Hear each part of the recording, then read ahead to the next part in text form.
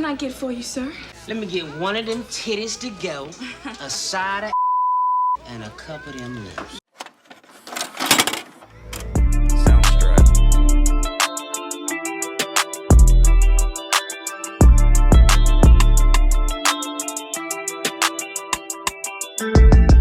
This was another highly requested one, and I'm not gonna lie, this is one of those movies that I barely watched, so I wasn't sure how I was going to feel about this one. Surprisingly, I could relate to Jason's situation, and this movie has a great and hard lesson that I feel so many can relate to as well. You can't save everybody, and sometimes saving yourself is the best thing and only thing you can do. With that being said, while watching this movie, I had a lot of thoughts. But before we get to that, it's time to recap. So let's get into it. The movie opens up to a flashback. We see Jason, his dad, and his brother Josh playing in the fields. Everything seems to be good at this point. We get a backstory on Jason's dad, Mad Dog. Mad Dog went to Vietnam and came back traumatized and lost one of his legs. Jason wanted to love his dad and believed that one day he would get better and be more stable, while Josh, his little brother, couldn't get used to his dad's mood swings and grew to hate him. We see an example of his unpredictable nature when he tries to offer Jason some money for ice cream, and this kid tries to swipe his wallet out of the blue and swiftly gets his ass handled. Now, Mad Dog should not be around here attacking kids, but at the same time, I know that kid didn't try that ish ever again after this. So, yeah, and I don't know who is in charge of casting these kids, but they did a great job with little Josh. He gave bad kid with silver caps energy. If you know, you know. We go to another day when Mad Dog came to the house drunk. He does this often. Josh and Jason see him driving away and go to check in on their mom, Gloria. She looked so pretty here. Jason offers to help set the table to lighten her mood, while Josh was clearly in his feelings. Why can't he just leave us the fuck alone? Joshua, you watch your mouth. Later that night, Jason tried to talk to his brother about their dad. Josh has given up on his dad and holds so much anger towards him, while Jason still holds on to some form of hope and encourages Josh to try and do the same. You can see, even at his young age, Jason was the family band-aid, working overtime to make everything better. He was a great big brother and son. Child, we got a Mad Dog drunk as hell in his own little delusional world. He is reliving the past and hallucinating about the future, giving himself homemade tattoos. We've seen this type of behavior before, and it never ends well. And sure enough, Mad Dog takes his unstable self over to Gloria's and begs for her to let him in. This night, the word no wasn't gonna cut it, and he bursts through the door, waking Jason. Mad Dog starts yelling at Gloria, pleading with her 1 second, accusing her of rejecting him due to his leg in another. It was chaotic, and Jason goes to check in on his mom and sees Mad Dog pushing himself on her, pissing off Josh. It's here where we see an image of a gun and hear a gunshot. We are jolted to present day. This was a recurring nightmare of Jason's. We'll see bits and pieces of this as the film progresses. Today is the day that Josh gets out of jail, so Jason goes off to pick him up. It's a happy reunion between the two. As Jason drives back into town, Jason mentions how he has a job in the works and plans on moving. Josh doubts that Jason will ever leave and mentions how he's happy right where he is. It wasn't too long before Josh and Jason ran into some friends from the neighborhood, Teddy and Rat. Child, look at Eddie Griffin with his roller set. Was that his real hair? But Teddy and Rat offered to take Josh to get some devil's lettuce to celebrate his homecoming.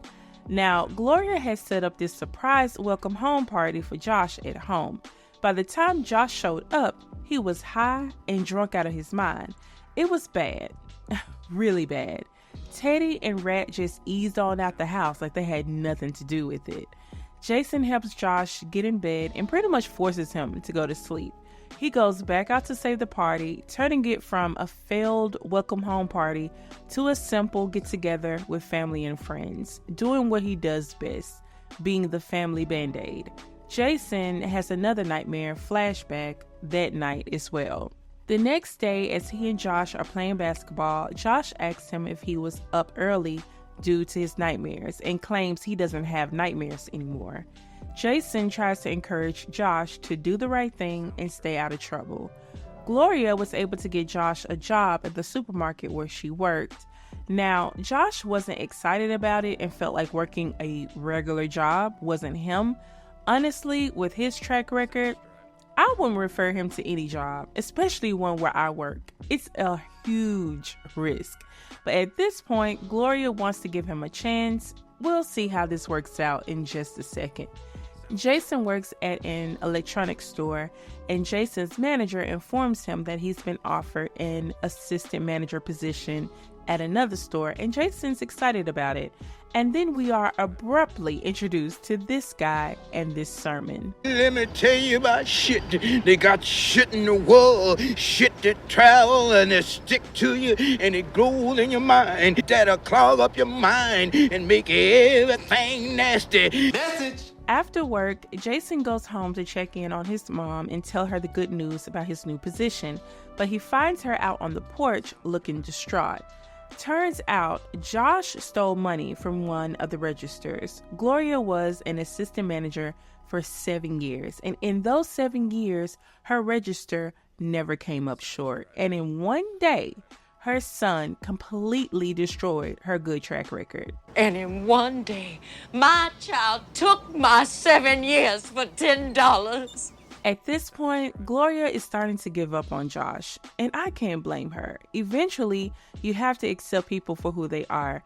Jason doesn't tell his mom about his new position. He instead focuses on her and makes sure she's good, again, being the band-aid. Then we go to this fool down at the local shake joint. I don't know why you trying to play me off, girl. You know you want me. I'll let you do anything you want to do to me, freaky. Just don't touch my hair. Josh is in the corner, drunk as hell, per usual, and Jason confronts him about causing drama at his mama's job. How you gonna steal from your own mama? Can't you do right? Like who? Like you? I'd rather be locked up for life than lay your punk ass. Josh is corrupted at this point. A bad egg. Jason drags Josh home and forces him to bed yet again, and Josh mentions how drinking keeps away the nightmares. It's clear he's running from his past trauma, but it's obviously not working in his favor. We go back to Jason at work. He tells his manager that he can't take the position. His manager reminds him that this is a great opportunity for him and that he'll be making $20,000 a year. For 1994, that was great money. Jason feels like he has to look after his family, but honestly, take your mama and leave your brother. You can't save somebody that don't want to be saved. It's a complete waste of time. But while Jason talks to this kid, in comes Lyric, his soon-to-be love interest. Let me acknowledge the fact that 1994 was Jada's year. She was in Inkwell, Menace, this movie, Low Down Dirty Shame. Her agents were on their job, okay? But Jason talks with Lyric, asks her where she works, and even asks her for her number. But Lyric isn't forthcoming with the details and tells him if it's meant to be, he'll find her. We go to Josh hanging out with Teddy, Rat, and Ron. Josh met Ron while he was locked up. Ron asks Josh if he's tired of nickel and diamond and ready for the big leagues. Ron has a partner that he would like Josh to meet so that they can get into something more lucrative. Josh claims to be cool with what he's got going, and Ron accepts that. For now. Teddy and Rat don't care for Ron. They instantly peep that something is off about dude.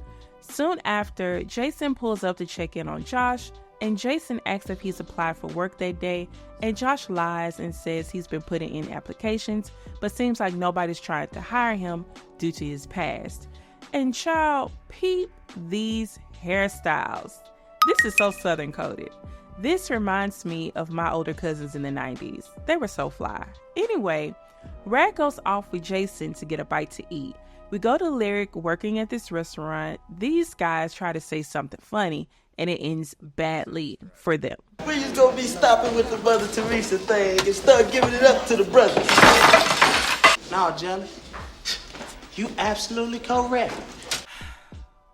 Alonzo was Lyric's brother, and he was an asshole. Dude was extremely unlikable, but for some reason, Lyric's homegirl, Marty, couldn't get enough of his ass. Again, this hair eats. Marty is stuck in her own personal cloud of delusional lust, reading from a book of quotes that Lyric couldn't care to hear. Girl, I'm so sick of you and your quotes. Don't knock my self-improvement. Lyric goes on to complain about not being in the mood and Lady Flo making an appearance, and Marty offers to cover her shift for the rest of the night. As Lyric prepares to leave, Rat and Jason come in. Now, for Marty to be so obsessed with Alonzo, it didn't keep her from flirting with Jason when she saw him. He paid her no mind. As soon as he spotted Lyric, he was gone, leaving Marty to deal with the Rat and his foolishness.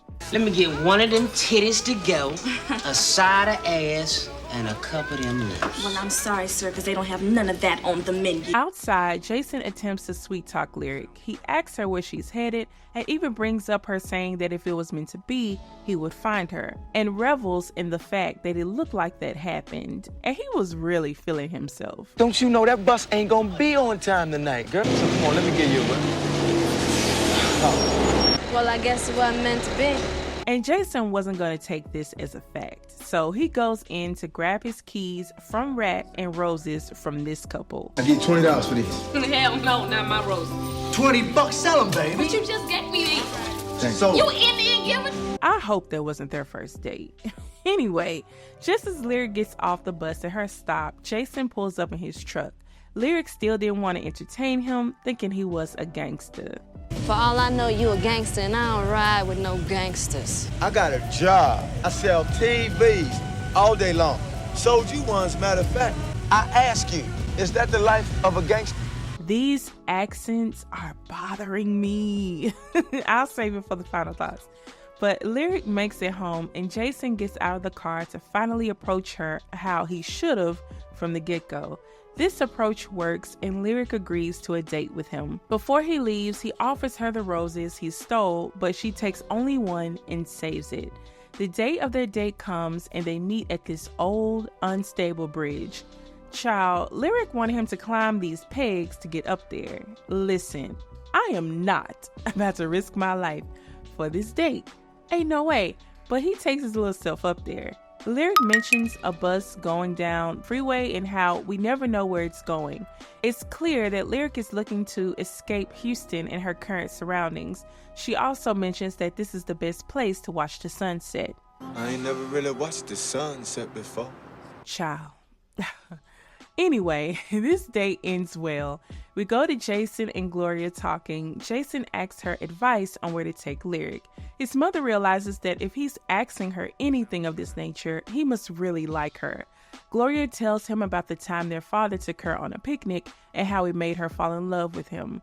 When Jason and Gloria go inside, they find Josh playing Chef Boyardee in the kitchen. He's whipped up a nice little meal. Too bad Gloria didn't want any of it because she was convinced this meal was purchased with drug money, and she proceeds to throw it away. Not the roast, Mama. I spent $25 on that roast. What are you doing? I spent $100 on that shit! When Gloria threatens to kick him out if he brings drug money into her home, things go left real quick. Now I'll see how a man can beat you. I knew Mad Dog's ghost was somewhere to be found, but I had no idea it was in my own house. This sends Josh into a downward spiral. He goes off to steal a whip and brings it to a chop shop, and he only gets $250 for it. Ron got over on him. There's no way that was all he was supposed to get. Ron brings up the side deal he's been trying to set up, and this time Josh is down for it. We go to Jason and Lyric on date number 2. Jason rented out a whole bus for them and takes her to a bus station. He set up a little table for them. It was really cute. And of course, this wins Lyric over. We see them on another date where he takes her to a bayou. We start to see them get closer and see their love grow. As I stated before, it was really cute. And all this cuteness leads to, well... Yeah. Child, in a field of flowers, soil all between the crevices. Anyway, we fast forward to Lyric and Marty at work. Marty asks about her and Jason, and Lyric tells her that things are going well between them. Marty is excited for Lyric, and Lyric tries to let Marty know that she is deserving of the same kind of love too. There could be someone out there who could give you the same thing. This girl. Please. Then we go to this Juneteenth celebration, and this took me back to childhood.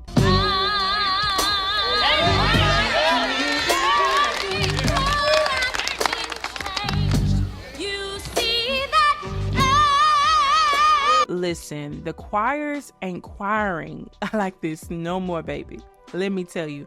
But Alonzo and his homeboys are here trying to catch the spirit of the Almighty, and they desperately need his presence. But Josh comes up to Alonzo to let him know that he's down with whatever they have planned. He didn't know that this involved robbing banks. Josh isn't too sure about it, but says he'll think about it. Do me a favor. While you think about it, why don't y'all get y'all broke asses the fuck out my face? Come on. Can't you see I'm trying to catch the Holy Ghost? Meanwhile, Jason and Lyric are having a grand old time, and Josh must have noticed because he intentionally inserts himself between Jason and Lyric. And this is where this movie gets weird to me. Josh was on some hating type stuff. As much as his brother tried to be a good example, lead him in the right direction, as soon as he saw that his brother was happy and had his own thing going on, he set out to destroy it. He couldn't even be happy for him and let him be. He had to try some shit like this, trying to feel Lyric up on the side. Just a miss. And Jason was not going for it though. He confronts Josh and finally puts him in his place like no one else could.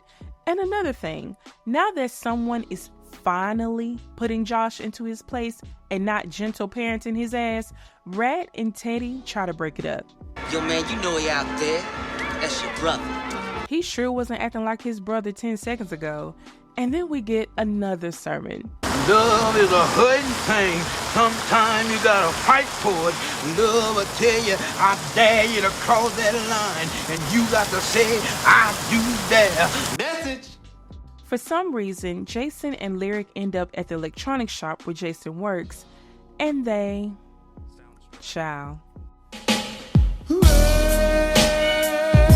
Yeah. Jason gonna get fired if the boss finds out about him smexing at the job site. Anyway, we fast forward to Alonzo, Josh, and the guys planning the bank robbery. Bokeem sure does love a good heist film, don't he? And Josh is not taking this seriously at all. I don't know, A1. I might feel like doing a little bit of shopping.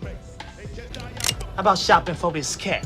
Clearly, there is a struggle for power with Josh and Alonzo. Lyric overhears their bank robbery plans as she heads out for work. We go to Lyric and Jason hanging out again. It's here where Lyric tells Jason about the bank robbery plans, and it's this one good gesture that sets some things in motion. Now, Jason insists that all he's gonna do is talk to Josh. He also mentions that he wants to leave Houston, which gets Lyric excited.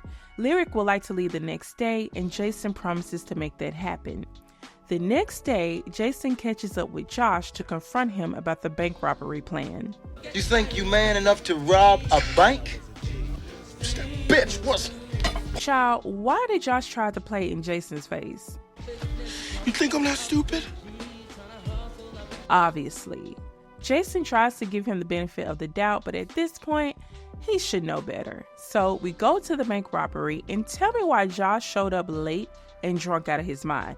Now, there were signs that his ass was too unpredictable, but for some reason, Ron insisted that he be a part of this, and that proved to be a very bad decision. This bank robbery goes downhill fast from the minute he shows up. They did all this planning and got nothing. And while everyone runs out, Josh stays behind and gets a watch off some random guy. You had the chance to get money, but you got a watch. Ciao. And this is exactly why Alonzo had him strung up like this. And while he's strung up, he tells Alonzo that his sister told Jason about the bank robbery and pretty much blamed her for making him late, trying to throw his brother under the bus as well. And it was mighty funny that soon after, he runs home to that same brother he just dry snitched on, and that same brother vows to get Alonzo back for what he's done to him. Later that day, when Alonzo is at the park, Jason shows up out the blue. This for my brother. Child, he pulled up solo dolo, no gun, just straight hands. People don't roll up like this anymore. And after this, he goes off to meet Lyric, and she's pissed that he got in between Josh and Alonzo's mess like he told her he wouldn't. And honestly, she shouldn't have expected him not to want to protect his brother. That was very much a part of his nature, to be protective of his family. Lyric sees the writing on the wall, but tells him what he needs to hear. But I don't want my heart broken. And that's exactly what you're gonna do if you keep trying to save a brother that don't want to be saved. Jason admits that life for him has been messed up ever since Mad Dog was killed. It's here where we learn what really happened that night. Turns out, when Jason got up to see what was going on between his parents, Josh went and got their mom's gun. When trying to get the gun from Josh, Jason turned around and the gun went off and he shot and killed Mad Dog. While Jason was destroyed by his mistake, Josh could have cared less. Lyric tells Jason that it wasn't his fault, that he was just trying to be a hero. Sometimes heroes have to walk away. Lyric walks away from Jason and their relationship. Later on, while looking at an old picture of Mad Dog, Gloria tells Jason to move forward with his life. You don't owe Joshua and me nothing. There are no debts in this house. I want you to go to her, baby. They didn't know that Josh overheard this, and he wasn't happy with the fact that he'd be losing his brother to Lyric. Again, why wouldn't you want your brother to be happy? This dude was just... I didn't get that. Apparently, Alonzo got mad at Lyric for telling Jason about the bank robbery.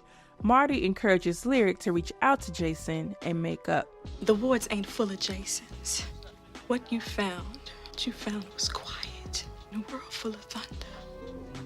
I ain't got no choice but to listen to it. Marty deserves so much better than Alonzo. Sadly, she didn't believe that herself. She was an amazing person and friend. We go back to Jason's, and Rat and Teddy stop by to inform him that Josh has a gun and is going to do something stupid. So let's set the scene. Alonzo walks off with Marty to do a little something. His boys are at the house along with Lyric. Soon after, Josh pulls up and Lyric spots him. As Jason, Rat, and Teddy are on their way, they are stopped by a train, causing Jason to hop out and run the rest of the way. My question is, why didn't Lyric run out of the house when she saw him? I would have ran out the back door super quick or hopped out of a window. She had too much time not to run. But Josh shoots Run and the other guy, heads upstairs, and Lyric foolishly runs out of her hiding spot and he catches her and asks for Alonzo.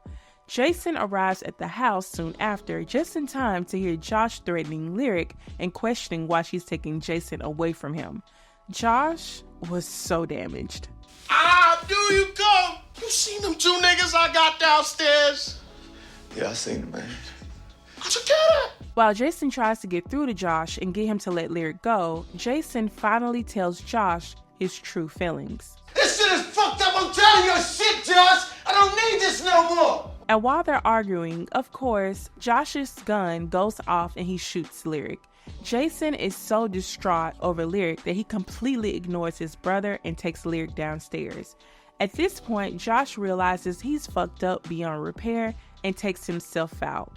Let's face it, he was gonna die regardless. He has done way too much.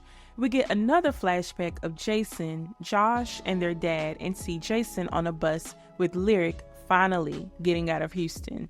Jason has finally escaped and is now free of the burden of his brother and the weight of his trauma.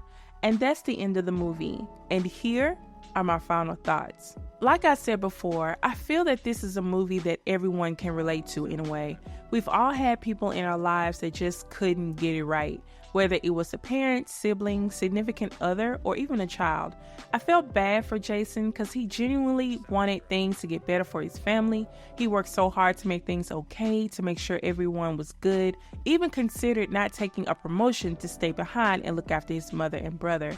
He tried so hard to get through to Josh, but honestly, Josh was gone when he pulled the gun out on Mad Dog. Josh was filled with so much rage and nowhere to put it. I believe if Jason, Josh, and their mom would have sought some form of counseling after the death, there would have been a better chance for them to heal individually and as a unit. Once Josh got up in age, went to prison, settled into that prison mindset, and brought it back out with him, that was pretty much it. Jason always wanted to venture out and get away from his surroundings, but Josh was fine with the way things were.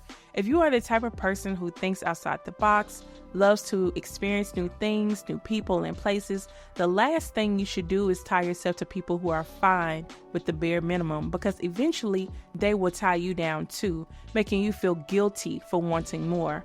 I never realized that Jason and Lyric dealt with the same issue of wanting to escape and having siblings and other people around them who were fine with how things were and would always guilt trip them for wanting more. Lyric was more prepared to leave it all behind, while Jason still held on to the hope that he could get to his brother. He struggled to realize that not everyone is worth saving. And that's the biggest message out of this movie for me. Not everyone is worth saving. As horrible as that sounds, sometimes it's true. And Josh didn't want to change. He was set in his ways, and he made it to the point that no one was off limits. Not his mother and her job, not his brother's well-being and relationship. When a person gets to that point, they become a danger. And another thing I noticed is that the light-skinned brother being the good brother and the dark-skinned brother being the bad one, casting dark-skinned guys as the thugs or bad eggs was so prevalent in the 90s and even now to a certain extent, and also having the love interest look a certain way. Lyric was the girl around the way who wasn't like other girls. Meanwhile, Marty, who was just as beautiful, and even Gloria were limited to thugs and damaged men. But all in all, this movie is a classic, despite the very bad Southern accents. We don't all talk like we're from the backwoods of Alabama, okay? Damn, they don't even do the East Coasters like this. Anyway, that's it for this review. Please like, comment, and subscribe if you haven't already. As for my next review, all I'm going to say is 1994. This movie stars the oldest Wayans brother, and baby, this is a classic movie with an iconic side character and a familiar leading lady. I also mentioned this movie in this review. See you next time, you guys. Bye.